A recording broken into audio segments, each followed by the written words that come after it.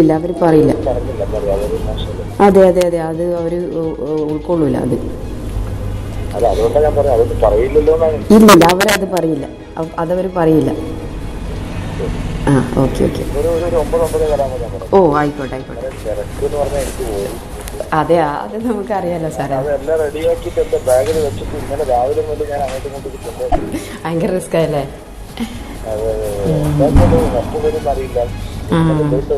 ഓ അത് ശരി. നിലപാടുകളിൽ ഉറച്ചു നിൽക്കുന്നു എന്ന JRP നേതാവ് പ്രസീത അഴീക്കോട് ന്യൂസ് 18നോട് പറഞ്ഞു.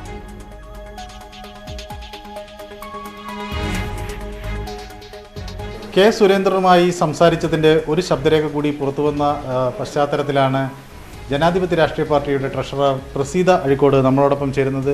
ഇതിലൊരു കൃഷ്ണദാസിന്റെ കാര്യം പറയുന്നുണ്ടല്ലോ. ഏത് കൃഷ്ണദാസാണ്? പി കെ കൃഷ്ണദാസ് ഈ സാമ്പത്തിക ഇടപാടുകൾ അറിയരുത് എന്നാണോ സുരേന്ദ്രൻ അതിൽ പറയുന്നത്? അതെ. എന്താണ് കൃഷ്ണദാസിനെ അറിയിക്കരുത് എന്ന് പറയുന്നത്? നിങ്ങൾ സമ്മതിക്കുകയും ചെയ്യുന്നുണ്ടല്ലോ. അപ്പോൾ ചോദിച്ചില്ലേ എന്തുകൊണ്ട് കൃഷ്ണദാസ് അറിഞ്ഞാൽ എന്താ കുഴപ്പമെന്ന് ചോദിച്ചില്ലേ? കൃഷ്ണദാസ് CK ജാനുവിനെ കണ്ടില്ല, വിളിച്ച് സംസാരിച്ചിട്ടുണ്ടായിരുന്നു, ഫോണിൽ വിളിച്ച് സംസാരിച്ചിട്ടുണ്ടായിരുന്നു. അപ്പോൾ അവർ വിട്ടുപോയ ഘടകകക്ഷികളൊക്കെ കൂട്ടി വീണ്ടും NDAയിലേക്ക് എത്തിക്കേണ്ട ഒരു രീതിയിലാണ് അവർ വിളിച്ചിരുന്നത്. അപ്പോൾ ഈ കാര്യം ഞാൻ കെ സുരേന്ദ്രനെ അറിയിച്ചിട്ടുണ്ടായിരുന്നു. അപ്പോൾ അവർ കൃഷ്ണദാസ് ഇനി വിളിച്ചാൽ പറയണം എന്നൊക്കെ പറഞ്ഞിട്ടുണ്ടായിരുന്നു. പിന്നെ ഈ പൈസ കൊടുക്കുന്ന സമയത്താണ് ഇങ്ങനൊരു വിഷയം അവർ പറഞ്ഞത്. കൃഷ്ണദാസ് അറിയാൻ പാടില്ല, അവർ പറയൂ, CK ജാനു അവരോട് പറയൂ എന്നൊക്കെ ചോദിക്കുന്നത്. പിന്നെ CK ജാനുവിൻ്റെ സ്വഭാവം എനിക്കറിയാം. പണം കിട്ടിയാൽ എവിടെയും ആരോടും പറയില്ല എന്നുള്ളതുകൊണ്ടാണ് ഞാൻ പണം കയ്യിൽ വെച്ച് താൻ അങ്ങോട്ടും ഇങ്ങോട്ടും നടക്കുകയാണെന്നതിൽ പറയുന്നുണ്ട്. അത് ഈ 6-ാം തീയതി തൊട്ട് ഈ പണവുമായി ഇദ്ദേഹം നടക്കുന്നു എന്നാണോ അതിൽ നിന്ന് വ്യക്തമാകുന്നത്? 6-ാം തീയതി CK ജാനു എത്താൻ ലേറ്റായി. ഒന്ന് അവർക്ക് എന്തോ മുഖത്തിന് എന്തോ വേദന, കവിളിൽ വേദന എന്ന് പറഞ്ഞിട്ട് കുറച്ച് ലേറ്റ് ആയിട്ടുണ്ടായിരുന്നു. അപ്പോൾ ഹോസ്പിറ്റലിലെല്ലാം പോകേണ്ടത് കൊണ്ടാണ് അവർ എന്നാൽ പിന്നെ രാവിലെ കാണാമെന്ന് പറയുന്നുണ്ടല്ലോ, ഒരു ഓഡിയോയിൽ അങ്ങനെ പറയുന്നുണ്ട്. പിറ്റേ ദിവസമാണ് വിളിച്ചിട്ട് ഈ ഒരു സംഭവം ഞാൻ 2 ദിവസമായി കൊണ്ട് നടക്കുന്ന റിസ്ക്കാണ് പിന്നെ എന്ന് പറഞ്ഞിട്ട് ഒരു മണിക്കൂറിനുള്ളിൽ അവർ വന്നു. 9:30 ശേഷം വന്ന് പൈസ കൊടുത്തിട്ട് പോയത്. അതുകൊണ്ട് തന്നെയാണ് ഞാൻ ഉറപ്പിച്ച് പറഞ്ഞ് പൈസ കൊടുത്തു എന്ന് പറയുന്നത്. സുരേന്ദ്രൻ ഒറ്റയ്ക്കായിരുന്നു ഈ സാമ്പത്തിക ഇടപാടുകൾ നടത്തിയത് എന്നാണ് വ്യക്തമാകുന്നത്. എനിക്ക് അങ്ങനെ തോന്നിയിട്ടുണ്ട്. കാരണം മറ്റ് നേതാക്കന്മാർ അറിയാൻ പാടില്ലെന്ന ഒരു ഇത് അവർക്ക് ഉണ്ടായിരുന്നു തോന്നുന്നു. ക്യാമറമാൻ സുമേഷ് മോറാഴയ്ക്കൊപ്പം മനു ഭരത്, ന്യൂസ് 18 കണ്ണൂർ. സംഘടനാ പ്രവർത്തനത്തിൽ ജാഗ്രത പുലർത്തണമെന്ന കെ സുരേന്ദ്രന് ദേശീയ നേതൃത്വത്തിന്റെ നിർദ്ദേശം. സംഘടനാ ചുമതലയുള്ള ജനറൽ സെക്രട്ടറി BL സന്തോഷുമായുള്ള കൂടിക്കാഴ്ചയിലാണ് നിർദ്ദേശം ലഭിച്ചത്. അതേസമയം ഡൽഹിയിൽ ഒളിച്ചു താമസിക്കുകയല്ല എന്നും കേന്ദ്ര നേതൃത്വം അന്വേഷണ സമിതിയെ രൂപീകരിച്ചു എന്നത് മാധ്യമ സൃഷ്ടിയാണെന്നും സുരേന്ദ്രൻ പറഞ്ഞു. മഞ്ചേശ്വരത്ത് മത്സരിക്കാൻ പണം നൽകിയ വ്യക്തിയുടെ പേര് കെ സുന്ദര വെളിപ്പെടുത്തണമെന്നും സുരേന്ദ്രൻ ആവശ്യപ്പെട്ടു. തിരഞ്ഞെടുപ്പ് തോൽവിക്ക് പിന്നാലെ ഉയർന്നുവന്ന ആരോപണങ്ങളുടെ പശ്ചാത്തലത്തിലാണ് ദേശീയ നേതൃത്വത്തിന്റെ നിർദ്ദേശം. കൊടകര കുഴൽപ്പണക്കേസിന്റെയും മഞ്ചേശ്വരത്ത് പത്രിക പിൻവലിക്കാൻ സുന്ദരയ്ക്കും മുന്നണിയിൽ ചേരാൻ CK ജാനുവിനും പണം നൽകിയെന്ന ആരോപണങ്ങളുടെയും പശ്ചാത്തലത്തിലാണ് ജാഗ്രത പുലർത്തണമെന്ന നിർദ്ദേശം കേന്ദ്ര നേതൃത്വം നൽകിയത്. ദേശീയ അധ്യക്ഷൻ JP നദ്ദയ്ക്ക് പിന്നാലെ സംഘടനാ ചുമതലയുള്ള BL സന്തോഷുമായും സുരേന്ദ്രൻ കൂടിക്കാഴ്ച നടത്തി. അതേസമയം തന്നെ നേതാക്കൾ വിളിപ്പിച്ചതല്ലെന്ന വാദം സുരേന്ദ്രൻ ആവർത്തിച്ചു. CV Ananda Bose, E Sreedharan, Jacob Thomas എന്നിവരടങ്ങുന്ന സമിതിയെ കേന്ദ്ര നേതൃത്വം രൂപീകരിച്ചിട്ടില്ല. ഡൽഹിയിൽ ഒളിച്ചു താമസിക്കുകയല്ലെന്നും എല്ലാം മാധ്യമ സൃഷ്ടിയെന്നും സുരേന്ദ്രൻ. നിങ്ങൾ പറഞ്ഞു 3 അംഗ സമിതിയുടെ അന്വേഷണ കമ്മിറ്റി വെച്ചിരിക്കുന്നു. ഞാൻ പറയുന്നതൊക്കെ ഭാവനാ സൃഷ്ടിയാണ്. ചില ആളുകളുടെ ഭാവനാ സൃഷ്ടിയാണ്. നിങ്ങളെ ആരോ തെറ്റിദ്ധരിപ്പിക്കുകയാണ്. ഞാൻ ഒളിവിലാണ് പത്രസമ്മേളനം നടത്തുന്നത്. ഈ ആക്ഷേപിക്കുന്നവരാരാണ്? ഏത് മനുഷ്യരാണ്? JRP ട്രഷറർ പ്രസീതയെ കണ്ടുവെന്ന ആരോപണം P ജയരാജൻ തള്ളിയിട്ടില്ല. MV ജയരാജനെയും പ്രസീത കണ്ടു. ഞാൻ പറഞ്ഞ ആരോപണം P ജയരാജൻ നിഷേധിച്ചിട്ടില്ല.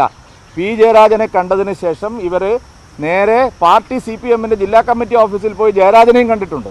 മഞ്ചേശ്വരത്ത് മത്സരിക്കാതിരിക്കാൻ കെ സുന്ദരയ്ക്ക് പണം നൽകിയെന്ന ആരോപണത്തെയും സുരേന്ദ്രൻ പ്രതിരോധിച്ചു. ആയിക്കോട്ടെ, ആരാ നൽകിയെന്ന് എടുത്താൽ മതിയല്ലോ. BJP എന്ന് പറയുന്ന ഒരാളുണ്ടോ? ആര് നൽകിയെന്നാണ് ചോദ്യം. സുന്ദരയ്ക്ക് ആര് പണം നൽകി? BJPക്കെതിരെ മാധ്യമ സിൻഡിക്കേറ്റ് പ്രവർത്തിക്കുന്നതായും സുരേന്ദ്രൻ ഡൽഹിയിൽ നടത്തിയ വാർത്താ സമ്മേളനത്തിൽ പറഞ്ഞു. KP Abhilash, news 18 Delhi. BJP സംസ്ഥാന അധ്യക്ഷൻ കെ സുരേന്ദ്രൻ പ്രതിയായ മഞ്ചേശ്വരം കോഴക്കേസിൽ നിർണായക തെളിവുകൾ ക്രൈംബ്രാഞ്ചിന് ലഭിച്ചു. സുന്ദരയ്ക്ക് ബിജെപി പ്രവർത്തകർ നൽകിയെന്ന് പറയുന്ന പണത്തിന്റെ 1 ലക്ഷം രൂപ ബാങ്കിൽ നിക്ഷേപിച്ചതായി കണ്ടെത്തി. തനിക്ക് ലഭിച്ച പണം ചെലവായി പോയെന്നായിരുന്നു നേരത്തെ സുന്ദരൻ നൽകിയിരുന്ന മൊഴി.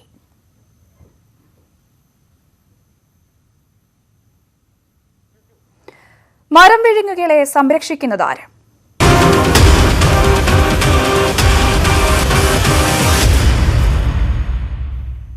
മുട്ടിൽ മരമുറി കേസിൽ സമഗ്ര അന്വേഷണ ചുമതല ക്രൈംബ്രാഞ്ച് മേധാവി എസ് ശ്രീജിത്തിന്. വനം വകുപ്പിലെയും വിജിലൻസിലെയും ഉദ്യോഗസ്ഥരെ ഉൾപ്പെടുത്തിയ അന്വേഷണ സംഘത്തെ ഉടൻ വിപുലീകരിക്കും. കൊള്ള നടത്തിയത് റവന്യൂ ഉത്തരവ് ദുർവ്യാഖ്യാനിച്ചാണെന്ന നിലപാട് വനം മന്ത്രി ആവർത്തിച്ചു. അതേസമയം ADGP ശ്രീജിത്ത് അന്വേഷിച്ചാൽ സത്യം പുറത്തുവരില്ല എന്ന് കോൺഗ്രസ് നേതാവ് PT തോമസ് കുറ്റപ്പെടുത്തി. സംസ്ഥാനത്തെ വിവിധ ജില്ലകളിൽ നടന്ന വനംകൊള്ള സംബന്ധിച്ച് സമഗ്രാന്വേഷണത്തിനുള്ള സംഘത്തെ ക്രൈംബ്രാഞ്ച് മേധാവി ADGP എസ് ശ്രീജിത്ത് നയിക്കും. ഗൂഢാലോചനയടക്കം അന്വേഷിച്ച് ഉടൻ റിപ്പോർട്ട് സമർപ്പിക്കാനാണ് നിർദ്ദേശം. വനം വകുപ്പിലെയും വിജിലൻസിലെയും ഉദ്യോഗസ്ഥർ ഉൾപ്പെടുത്തി അന്വേഷണ സംഘം ഉടൻ വിപുലീകരിക്കും. കുറ്റക്കാർ രക്ഷപ്പെടില്ലെന്ന് വനം മന്ത്രി AK ശശീന്ദ്രൻ. ഏതെങ്കിലും ഒരു ഉദ്യോഗസ്ഥന് ഇഷ്ടാനുസരണം കാര്യങ്ങൾ ചെയ്യാൻ കഴിയും എന്ന് തെറ്റിദ്ധാരണയുണ്ടെങ്കിൽ ആ ധാരണ തിരുത്തണമെന്ന സന്ദേശമാണ് ഈ നടപടികളുണ്ടായത്. റവന്യൂ ഉത്തരവ് ദുർവ്യാഖ്യാനിച്ചാണ് കൊള്ള നടന്നത്. ഇക്കാര്യത്തിൽ റവന്യൂ മന്ത്രിയും താനും പറഞ്ഞത് വ്യത്യാസമില്ല. DFO ധനേഷ് കുമാറിനെ മാറ്റിയത് ഉയർന്ന ചുമതലകൾ നൽകാനായിരിക്കുമെന്നും അപാകതകൾ ചൂണ്ടിക്കാട്ടിയപ്പോൾ തിരുത്തിയെന്നും മന്ത്രി പറഞ്ഞു. അദ്ദേഹത്തിന് കൂടുതൽ ചുമതല കൊടുക്കാനാണ് അദ്ദേഹത്തെ മാറ്റിയതെന്ന് എനിക്ക് മനസ്സിലായി. അതിനനുസരിച്ചുള്ള തീരുമാനങ്ങൾ മന്ത്രി എന്നുള്ള നിലയ്ക്ക് ഞാൻ ചർച്ച ചെയ്തു, അത് നിർദ്ദേശം കൊടുത്തു. അപ്പോൾ 2 മേഖലയിലും വേണമെന്ന് പറഞ്ഞു, 2 മേഖലയിലുമായി. അതേസമയം ADGP ശ്രീജിത്ത് അന്വേഷിച്ചാൽ സത്യം പുറത്തുവരില്ലെന്ന് PT തോമസ് MLA കുറ്റപ്പെടുത്തി. ഹൈക്കോടതി മേൽനോട്ടത്തിലുള്ള അന്വേഷണം വേണം. ഇതിന്റെ അകത്ത് ഉന്നത തലത്തിലിരിക്കുന്ന ആളുകൾക്ക് നല്ല പങ്കാളിത്തം ഉള്ളപ്പം ഈ ഉദ്യോഗസ്ഥന്മാർക്കൊക്കെ അടിയിൽ ഒപ്പുവെക്കാനേ തുല്യം ചേർത്താനേ പറ്റുള്ളൂ. ഒരു നീതി ഞാൻ പ്രതീക്ഷിക്കുന്നില്ല. വനം കൊള്ളയുടെ പ്രധാന ഉത്തരവാദിത്തം മുഖ്യമന്ത്രിക്കാണ്. മരം മുറിക്കാൻ ഉത്തരവിറക്കിയത് ബോധപൂർവമാണെന്നും PT തോമസ് ആരോപിച്ചു. ന്യൂസ് 18 തിരുവനന്തപുരം, കൊച്ചി. മരം കൊള്ള കേസിൽ വിശദമായ ചർച്ചയ്ക്ക് CPI. വിവാദം ചർച്ച ചെയ്യാൻ CPI നേതൃയോഗം ഉടൻ ചേരും. ലോക്ഡൌൺ അവസാനിച്ച ശേഷം അടുത്തയാഴ്ച തന്നെ യോഗം ചേരാനാണ് ആലോചന. വിവാദത്തിൽ വ്യക്തത വേണമെന്നാണ് പാർട്ടി നിലപാട്. മരം കൊള്ള നടക്കുമ്പോൾ K രാജുവായിരുന്നു വനം മന്ത്രി. കൊള്ളയ്ക്ക് കാരണമായ ഉത്തരവിറക്കിയത് പാർട്ടിയുടെ സംസ്ഥാന എക്സിക്യൂട്ടീവ് അംഗം കൂടിയായ E ചന്ദ്രശേഖരൻ നേതൃത്വം നൽകിയ റവന്യൂ വകുപ്പും. ഉത്തരവ് സതുദ്ദേശപരമായിരുന്നെന്നും തെറ്റായി ഉപയോഗിക്കുന്നുവെന്നും തിരിച്ചറിഞ്ഞ നിമിഷം പിൻവലിച്ചു എന്നുമാണ് E ചന്ദ്രശേഖരൻ വിശദീകരിക്കുന്നത്. തന്റെ ഭാഗത്ത് വീഴ്ചയുണ്ടായിട്ടില്ലെന്ന് K രാജുവും വ്യക്തമാക്കുന്നു. 2 നേതാക്കളും പാർട്ടി നേതൃത്വത്തെ നിലപാട് അറിയിച്ചു കഴിഞ്ഞു. മരംകൊള്ള വിവാദത്തിൽ ഇപ്പോഴത്തെ മന്ത്രി AK ശശീന്ദ്രൻ നടത്തിയ ചില പരാമർശങ്ങളിലും CPIക്ക് കടുത്ത അതൃപ്തിയുണ്ട്. താൻ വനമന്ത്രിയായിരുന്ന സമയത്തല്ല കൊള്ള നടന്നതെന്നാണ് ശശീന്ദ്രൻ ആവർത്തിച്ചു പറയുന്നത്. റവന്യൂ വകുപ്പിന്റെ ഉത്തരവ് എങ്ങനെ വേണമെങ്കിലും വ്യാഖ്യാനിക്കാൻ കഴിയുന്നതാണെന്നുള്ള ശശീന്ദ്രന്റെ പരാമർശത്തിലും CPIക്ക് അതൃപ്തിയുണ്ട്. ഈ സാഹചര്യത്തിലാണ് CPI നേതൃയോഗം ചേരുന്നത്. വീഴ്ച ഉദ്യോഗസ്ഥലത്തിലായിരുന്നു എന്നാണ് CPI നേതൃത്വത്തിന്റെ പ്രാഥമിക വിലയിരുത്തൽ. എങ്കിലും രാഷ്ട്രീയ നേതൃത്വത്തിന്റെ വീഴ്ച കൂടി പരിശോധിക്കണമെന്ന അഭിപ്രായവും പാർട്ടിക്കുള്ളിൽ ശക്തമാണ്. ന്യൂസ് 18 തിരുവനന്തപുരം. മുട്ടിൽ മരമുറി കേസിൽ അന്വേഷണം നടക്കട്ടെ എന്ന ഉമ്മൻചാണ്ടി. റവന്യൂ വകുപ്പിന്റെ ഉത്തരവ് ദുരുപയോഗം ചെയ്തുവെന്നാണ് മനസ്സിലാക്കാൻ സാധിക്കുന്നത്. അന്വേഷണത്തെ മുൻധാരണയോടെ കാണാനില്ല. ബാങ്ക് ഓഫ് ഫോണുമായി ബന്ധപ്പെട്ട കാര്യത്തെക്കുറിച്ച് അറിയില്ല എന്നും അദ്ദേഹം കോട്ടയത്ത് പറഞ്ഞു. 1ാം പിണറായി സർക്കാരിന്റെ അവസാന കാലത്ത് നടന്ന കടുംവെട്ടാണ് മരം കൊള്ളയെന്നും ഇത് മുഖ്യമന്ത്രിയുടെ അറിവോടെയാണെന്നും BJP സംസ്ഥാന അധ്യക്ഷൻ K സുരേന്ദ്രൻ. IAS ഉദ്യോഗസ്ഥൻ മാത്രമെടുത്ത തീരുമാനമെങ്കിൽ അദ്ദേഹത്തെ മാറ്റി നിർത്തി അന്വേഷിക്കാൻ സർക്കാർ തയ്യാറാകണം. വീരപ്പന്മാരുടെ ഭരണമാണ് കേരളത്തിൽ.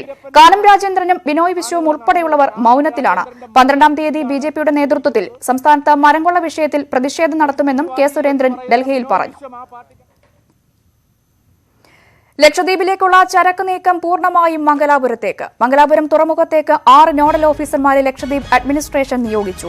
ബേപ്പൂരിൽ നിന്നുള്ള ഉന്നത ഉദ്യോഗസ്ഥനെ അടക്കമാണ് നിയമിച്ചത്. അതേസമയം വിവാദങ്ങൾക്കിടെ അഡ്മിനിസ്ട്രേറ്റർ പ്രഫുൽ ഘോഡ പട്ടേൽ തിങ്കളാഴ്ച ലക്ഷദ്വീപിലെത്തും. 20 വരെയാണ് സന്ദർശനം. വിവരങ്ങളുമായി ഡാനി പോൾ കൊച്ചിയിൽ നിന്നും ചേരുകയാണ്. ഡാനി, എന്തായാലും ചരക്ക് നീക്കം പൂർണ്ണമായും മംഗലാപുരത്തേക്ക് മാറ്റുന്നു. വീണ്ടും നിയന്ത്രണങ്ങളുമായി ലക്ഷദ്വീപ് ഭരണകൂടമല്ലേ? തീർച്ചയായും ഈ രീതിയിലേക്ക് തന്നെയാണ് കാര്യങ്ങൾ പോകുന്നത്. ചരക്ക് നീക്കം പൂർണ്ണമായും തന്നെ, അതായത് കേരളത്തെ പൂർണ്ണമായും തന്നെ ഒഴിവാക്കിക്കൊണ്ടാണ് നീങ്ങുന്നത്. നിലവിൽ നേരത്തെ തന്നെ അതിനുള്ള ഒരു മുന്നൊരുക്കങ്ങൾ നേരത്തെ തന്നെ ആരംഭിച്ചിരുന്നു. പടിപടിയായി അത് ചെയ്തിരുന്നു. കൊച്ചിയിൽ നിന്നുള്ള ചരക്ക് നീക്കങ്ങൾ ആദ്യഘട്ടത്തിൽ തന്നെ കുറഞ്ഞു വന്നു, ബേപ്പൂരിൽ നിന്ന് കുറഞ്ഞു വന്നു. ഇപ്പോൾ പൂർണ്ണമായും തന്നെ അത് മംഗലാപുരത്തേക്ക് മാറ്റുന്നു എന്ന് തന്നെയാണ് ഇപ്പോഴുള്ള ഉത്തരവിൽ പറയുന്നത്. മംഗലാപുരം തുറമുഖത്തെ നോഡൽ ഓഫീസറാക്കി ബേപ്പൂരിലെ ഉന്നത ഉദ്യോഗസ്ഥനെ നിയമിച്ചിട്ടുണ്ട്. ഒപ്പം 6 പേരെ കൂടി നിയമിച്ചിട്ടുണ്ട്. അത് പൂർണ്ണമായും തന്നെ വ്യക്തമാകുന്നത് ഈ നടപടികളുമായിട്ട് തന്നെ മുന്നോട്ട് പോകാനാണ് ഭരണകൂടം തീരുമാനിച്ചിരിക്കുന്നതെന്ന് തന്നെയാണ്. കാലങ്ങളായി ബേപ്പൂർ വഴി നടക്കുന്ന ദ്വീപിലേക്കുള്ള ചരക്ക് നീക്കമാണ് ഇപ്പോൾ പുതിയ അഡ്മിനിസ്ട്രേറ്റർ എത്തിയ ശേഷം മംഗലാപുരത്തേക്ക് മാറ്റുന്നത്. ഇതനുസരിച്ച് മംഗലാപുരത്തെ സൗകര്യങ്ങൾ മെച്ചപ്പെടുത്താൻ വേണ്ടിയാണ് ഇപ്പോൾ നോഡൽ ഓഫീസറെ അടക്കം 6 പേരെ ഇപ്പോൾ നിയമിച്ചിട്ടുള്ളത്. മംഗലാപുരം വഴിയുള്ള ചരക്ക് നീക്കം തുടങ്ങുന്നത് സമയലാഭവും അതോടൊപ്പം തന്നെ സാമ്പത്തിക ലാഭവും ഉണ്ടാക്കുമെന്നാണ് ഭരണകൂടത്തിന്റെ വിലയിരുത്തലും അവർ അത് പ്രഖ്യാപിക്കുന്നതും. എന്നാൽ കേരളവുമായുള്ള ബന്ധം വിച്ഛേദിപ്പിക്കാനുള്ള നീക്കത്തിന്റെ ഒരു തുടക്കമായാണ് ലക്ഷദ്വീപിൽ പൊതുവെയും ഇത് വിലയിരുത്തപ്പെടുന്നത്. ഇതിൽ മറ്റൊന്ന് പ്രധാനപ്പെട്ടത് തിങ്കളാഴ്ചയോടുകൂടി അഡ്മിനിസ്ട്രേറ്റർ പ്രഫുൽ ഗോഡ പട്ടേൽ ലക്ഷദ്വീപിൽ എത്തുമെന്നാണ് പുതിയ വിവരം. അദ്ദേഹത്തിന്റെ ടൂർ പ്ലാൻ സംബന്ധിച്ചുള്ള വിശദാംശങ്ങളും വ്യക്തമായിട്ടുണ്ട്. ഒരാഴ്ചയോളം അദ്ദേഹം ദ്വീപിൽ തങ്ങി വിവിധ പ്രവർത്തനങ്ങൾ വിലയിരുത്തും. പ്രത്യേകിച്ച് ഇപ്പോൾ സമരത്തിന്റെ ഒരു സാഹചര്യത്തിൽ കൂടിയാണ് അദ്ദേഹം എത്തുന്നത്. അപ്പോൾ സുരക്ഷാ മുന്നൊരുക്കങ്ങൾ അടക്കമുള്ള കാര്യങ്ങൾ സ്വീകരിച്ചിട്ടുണ്ട്. 7 ദിവസം അദ്ദേഹം ദ്വീപിൽ തങ്ങിക്കൊണ്ട് ദ്വീപിൽ നടപ്പാക്കിയ വിവിധ പരിഷ്കാരങ്ങൾ അതോടൊപ്പം തന്നെ പുതിയ പദ്ധതികൾ ഇക്കോ ടൂറിസം പദ്ധതി അടക്കമുള്ള കാര്യങ്ങൾ വരുന്നത്, ഹോസ്പിറ്റലുകളുടെ നിർമ്മാണ പ്രവർത്തനങ്ങളുണ്ട്. ഇതെല്ലാം തന്നെ അദ്ദേഹം 7 ദിവസങ്ങൾ കൊണ്ട് വിലയിരുത്തി അദ്ദേഹം തിരിച്ചു പോകുമെന്നാണ് ഇപ്പോൾ അറിയാൻ കഴിയുന്നത്. ശരി, ഏതായാലും ചരക്ക് നീക്കം പൂർണ്ണമായും മംഗലാപുരത്തേക്ക് മാറ്റുകയാണ്, ലക്ഷദ്വീപിലേക്ക്. സംസ്ഥാനത്ത് കോവിഡ് വാക്സിൻ ക്ഷാമം അതിരൂക്ഷം. ആദ്യ ഡോസ് എടുത്തവർക്ക് 2ാം ഡോസ് കിട്ടാനില്ല. 2 ഡോസും കിട്ടിയത് 6.5% പേർക്ക് മാത്രമാണ്. ഭൂരിഭാഗം ജില്ലകളിലും വാക്സിനേഷൻ മുടങ്ങിയിട്ട് 2 ദിവസമായി. 3ാം തരംഗത്തെ നേരിടാൻ വാക്സിനേഷൻ വേഗത്തിലാക്കണം. പക്ഷേ വാക്സിൻ സ്റ്റോക്കില്ല. വാക്സിനേഷൻ പൂർണ്ണമായും സൗജന്യമാക്കിയതോടെ കേന്ദ്രം അനുവദിക്കാതെ നേരിട്ട് കമ്പനികളിൽ നിന്ന് വാങ്ങുന്നതും പ്രായോഗികമല്ല.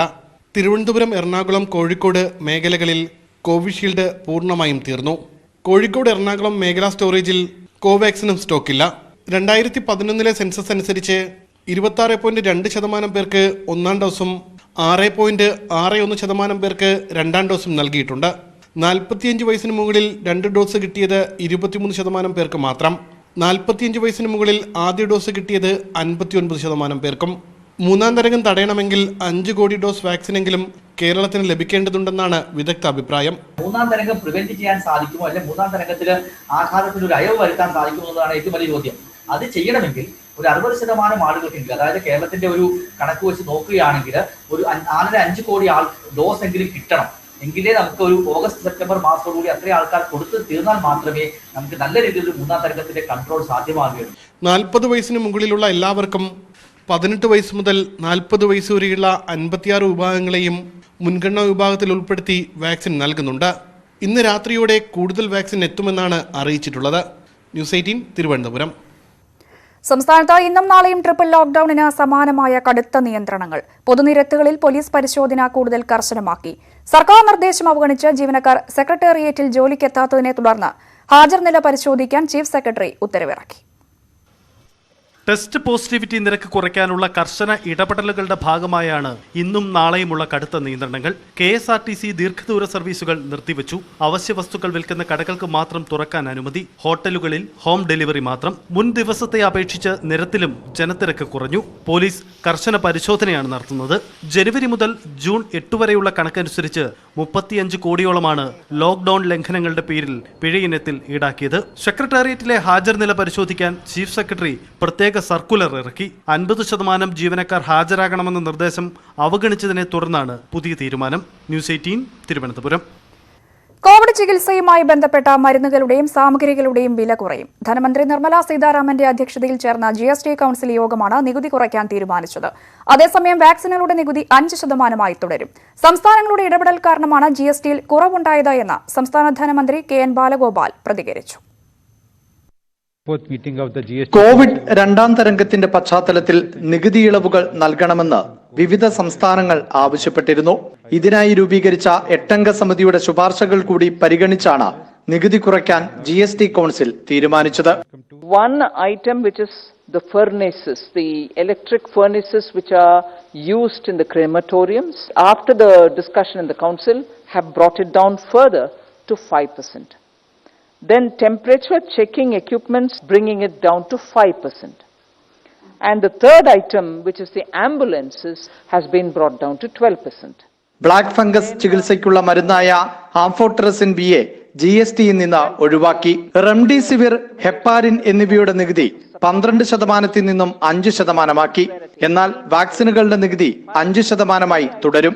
ഹാൻഡ് സാനിറ്റൈസർ, ഊഷ്മാവ് അളക്കുന്നതിനുള്ള ഉപകരണങ്ങൾ, വൈദ്യുതി ശ്മശാനങ്ങളുമായി ബന്ധപ്പെട്ട സാമഗ്രികൾ എന്നിവയുടെ നികുതി 18 നിന്നും 5% കുറച്ചു.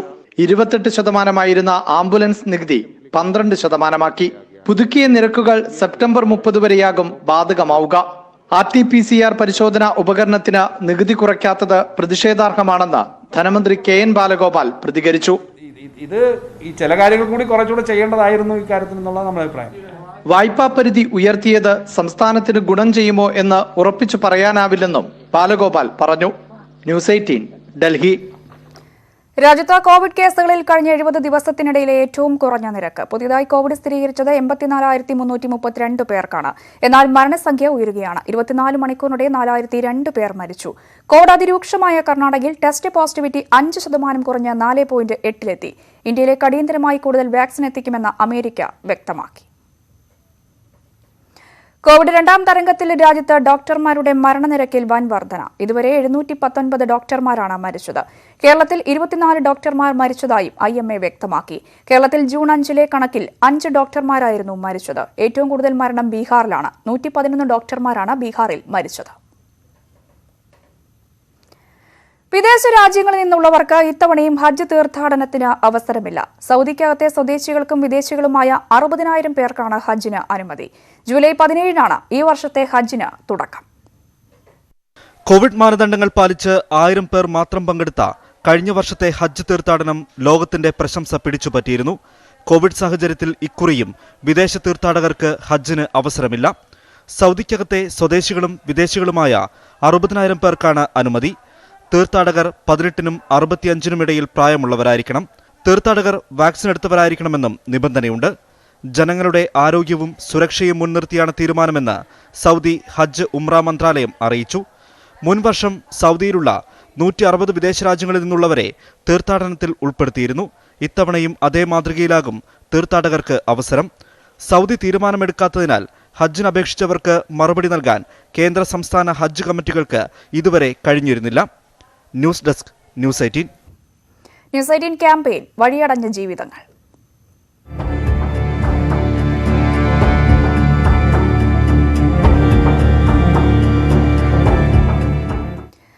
ജോലിക്കിടെയുണ്ടായ അപകടം ശരീരത്തിന്റെ പാതി തളർത്തിയപ്പോൾ തൊടുപുഴക്കാരൻ വിഷ്ണു അതിജീവനത്തിന് കണ്ടെത്തിയ മാർഗമാണ് പേപ്പർ പേനകളുടെയും കുടകളുടെയും നിർമ്മാണം. എന്നാൽ കോവിഡ് വ്യാപനവും ലോക്ഡൌണും ഈ ചെറുപ്പക്കാരന്റെ പ്രതീക്ഷകൾ തകിടം മറിച്ചു. നിർമ്മിച്ച സാധനങ്ങൾ വിറ്റുപോകാതെയാകുമ്പോൾ വിഷ്ണുവിന് മുന്നിൽ ഇനി എന്തെന്ന ചോദ്യങ്ങൾ മാത്രമാണ് ബാക്കി.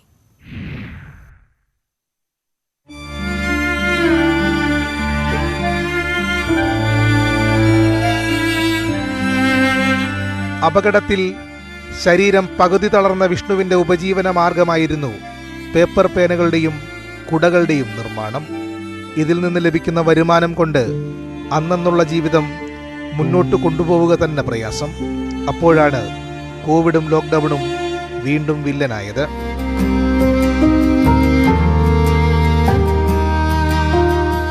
കുടയും പേനയും വിറ്റുള്ള വരുമാനം കൊണ്ടുവേണം അമ്മയും ഭാര്യയും 2 കുട്ടികളുമടങ്ങുന്ന കുടുംബം കഴിയാൻ. 50,000 രൂപ ലോണെടുത്താണ് നിർമ്മാണത്തിനാവശ്യമായ സാധനങ്ങൾ വാങ്ങിയത്. എന്നാൽ നിർമ്മിച്ച സാധനങ്ങൾ വിറ്റുപോകാത്തത് വിഷ്ണുവിനെ കടുത്ത പ്രതിസന്ധിയിലാക്കിയിരിക്കുകയാണ്. ഒന്നാമത് സ്കൂളില്ല, എല്ലാവർക്കും മേടിക്കണമെന്നുണ്ട് കുട. പക്ഷേ ഓൺലൈനായിട്ട് ബിസിനസ്സായിട്ട് നമ്മൾ ചെറുകിട ഇതായതുകൊണ്ട് നമ്മളെ വിശ്വാസം കുറവാണ്. 50,000 രൂപയുടെ സാധനം എടുത്തു, ഇപ്പം 50,000 രൂപ കിട്ടിയില്ല. കൂലിപ്പണിക്കാരനായ വിഷ്ണു 2017 ഒക്ടോബറിൽ വീട് മേയുന്നതിനിടെ താഴെ വീഴുകയായിരുന്നു. നട്ടെല്ലിന് ഗുരുതരമായി ക്ഷതമേറ്റതോടെ 1 വർഷത്തോളം വിവിധ ആശുപത്രികളിൽ ചികിത്സയിലായി. പിന്നീട് എഴുന്നേറ്റിരിക്കാമെന്നായെങ്കിലും വീൽ ചെയറിൽ ഒതുങ്ങേണ്ടി വന്നു. തുടർന്നാണ് ജീവിതം മുന്നോട്ട് കൊണ്ടുപോകാൻ പേപ്പർ കാരി ബാഗുകളും പേനകളും കുടകളും നിർമ്മിക്കാൻ തുടങ്ങിയത്. സ്കൂളുകളും കടകളും അടഞ്ഞതോടെ ഇവയൊക്കെ വീട്ടിൽ കെട്ടിക്കിടക്കുകയാണ്. സ്വന്തമായി വീടില്ലാത്ത വിഷ്ണുവും കുടുംബവും തൊടുപുഴയ്ക്കടുത്ത് ഇളംദേശത്ത് വാടക വീട്ടിലാണ് താമസം. കോവിഡ് പ്രതിസന്ധി നീളുന്ന സാഹചര്യത്തിൽ ഇനി എന്ത് എന്ന ചോദ്യമാണ് ഇവർക്ക് മുന്നിൽ. ന്യൂസ് 18 തൊടുപുഴ. ചരക്ക് സേവന നികുതി കുടിശ്ശിക പരിഹരിക്കുന്നതിനായി പ്രഖ്യാപിച്ച ആംനസ്റ്റി പദ്ധതിയിലേക്ക് സംസ്ഥാനത്തെ വ്യാപാരികളിൽ നിന്നും അപേക്ഷ ക്ഷണിച്ചു. വാറ്റ് കേന്ദ്ര വിൽപ്പന നികുതി, കാർഷികാദായ നികുതി, പൊതുവിൽപ്പന നികുതി, ആഡംബര നികുതി, സർചാർജ് എന്നിവയിലെ കുടിശ്ശിക ഇളവിനാണ് അപേക്ഷ നൽകേണ്ടത്. ഒരുമിച്ച് അടയ്ക്കുന്നവർക്ക് കുടിശ്ശികയുടെ 40% ഇളവ് ലഭിക്കും. ഓൺലൈനായാണ് അപേക്ഷ സമർപ്പിക്കേണ്ടത് എന്ന് ചരക്ക് സേവന നികുതി വകുപ്പ് കമ്മീഷണർ അറിയിച്ചു. യൂറോ കപ്പ് ആവേശം. Worth a try. Brilliant goal. Fantastic. Eriksen lurking ominously. They worked away to Christian Eriksen, who finds a second.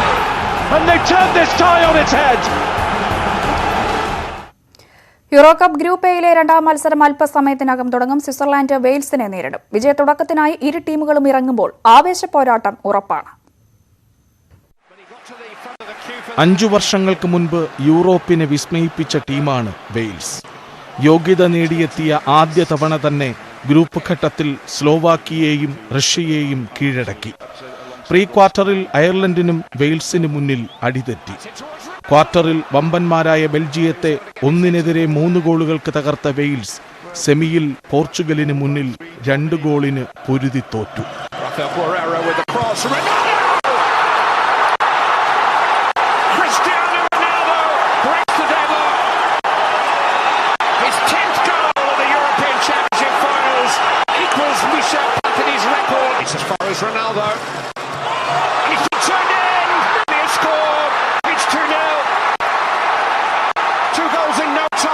അന്ന് പേരെടുത്തു പോയ ബെയിലും വെയിൽസും പിന്നീട് വളർന്നത് താഴോട്ടാണ്.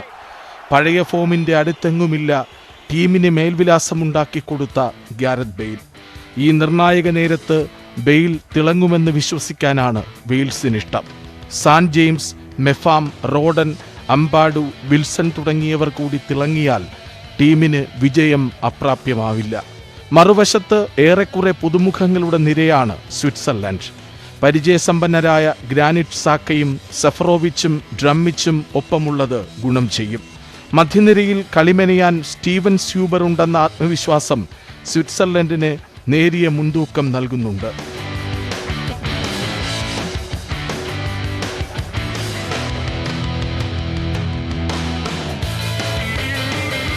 ഓരോ മത്സരവും നിർണായകമായതിനാൽ ജയിച്ചു തുടങ്ങാൻ സർവ്വ അടവുകളും പുറത്തെടുക്കും ഇരു ടീമുകളും എന്നുറപ്പാണ്. യൂറോകോപ്പ ഡെസ്ക്, ന്യൂസ് 18. യൂറോ കപ്പിൽ ഇന്ന് രാത്രി 9:30 നടക്കുന്ന രണ്ടാം മത്സരത്തിൽ ഫിൻലാൻഡാണ് ഡെൻമാർക്കിന്റെ എതിരാളികൾ. സെയിന്റ് പീറ്റേഴ്സ്ബർഗിൽ രാത്രി 12:30 നടക്കുന്ന മത്സരത്തിൽ ബെൽജിയവും റഷ്യയും ഏറ്റുമുട്ടും. സൂപ്പർ താരം കെവിൻ ഡി ബ്രൂയിൻ കളിക്കാത്തത് ബെൽജിയത്തിന് തിരിച്ചടിയാകും. നെറ്റ്വർക്ക് 18 ഫെഡറൽ ബാങ്കും ചേർന്ന് നടത്തുന്ന സഞ്ജീവനിയെ ഷോർട്ട് ഓഫ് ലൈഫ് ക്യാമ്പയിൻ നമ്മൾ ഓരോരുത്തരെയും കോവിഡ് വാക്സിനേഷന്റെ പ്രാധാന്യം ഓർമ്മിപ്പിക്കുകയാണ്.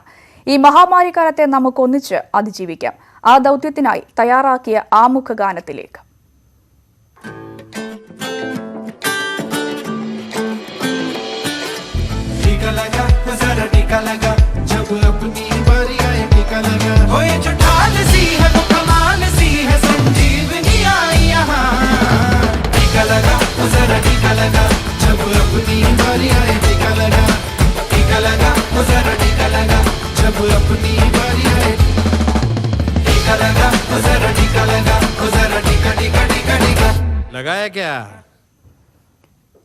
കോവിഡ് വാക്സിനേഷന്റെ സന്ദേശം രാജ്യത്തിന് പകർന്ന നെറ്റ്വർക്ക് 18 ഫെഡറൽ ബാങ്കും ചേർന്ന് സംഘടിപ്പിക്കുന്ന സഞ്ജീവനി ഗാഡി പ്രയാണം തുടരുകയാണ്.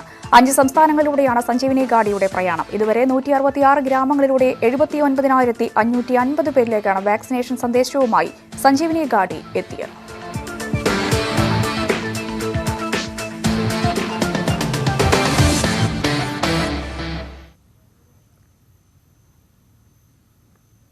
വാർത്തയിൽ ഇന്ന് പൂർണ്ണമാവുകയാണ്. നമസ്കാരം.